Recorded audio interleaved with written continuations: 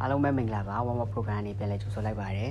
ရှိဆိုတော့ကျွန်တော်နှုတ်ကပတ်တော်ရင်ဖတ်ချင်တယ်ပေါ့နော်မဿဲ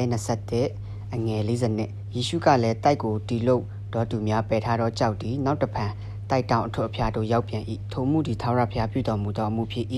ငါတို့မျက်မှောက်၌လည်းအံ့ဩပဲဖြစ်သည်ဟုသောစကားကိုကျမ်းစာ၌သင်တို့သည်တခါမှမဖတ်ဘူးတလို့ဒီကျမ်းစာကိုဖတ်ချင်အဖြစ်ပေါ့နော်ဘုရားကျွန်တော်ပါစကားပြောလဲဆိုတော့တခါဒီမှာကျွန်တော်တို့ကဒီထဲကအတိုင်းပဲပေါ့နော်ဟိုပယ်ထားတဲ့ကြောက်လို့ပဲကျွန်တော်တို့ကတခါလေးမှာကိုပယ်ခံရပြီလားငါအသုံးဝင်တော့ဘူးလားဆိုတဲ့အတွေးတွေတခါလေးဝင်လာတတ်တယ်ပေါ့နော်အဲ့လိုမျိုးတွေးနေဖို့မဟုတ်ပဲနဲ့ဖះကျွန်တော်တို့တကယ်ပဲတိုက်ရဲ့အထွတ်အဖျားမှာတကယ်အရေးကြီးတဲ့အစိတ်ပိုင်းတွေမှာအသုံးပြုဖို့ဖះအကြံစီရှိတယ်ဆိုတာပေါ့နော်အဲ့ဒါလေးခွန်အားရတဲ့အကြောင်းလေးတစ်ချက်ပြောချင်တယ်ပေါ့နော်ပြီးရင်တုတ်တန်ကျမ်းအခန်းကြီး3အငယ်9နဲ့6မှာဆိုလို့ရှိနေပေါ့နော်ထာဝရဘုရားကိုစိတ်နှလုံးကျွမ်းမဲ့ကိုစားလောကိုညံကိုအမိမပြုနဲ့တွားလီယာ၌ထာဝရဘုရားကိုမျက်မှောက်ပြုလောသူပြုလင်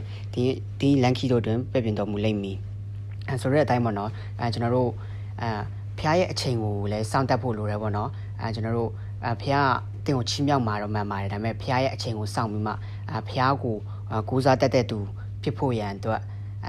တိုက်တွန်းချင်တယ်ပေါ့နော်အဲ့အချက်လေးအားဖြင့်ကျွန်တော်ဒီနေ့မှာခွန်အားပေးချင်ပါတယ်ရောက်စီတိုင်းမှာဘုရားရှင်ကောင်းချီးပေးပါစေ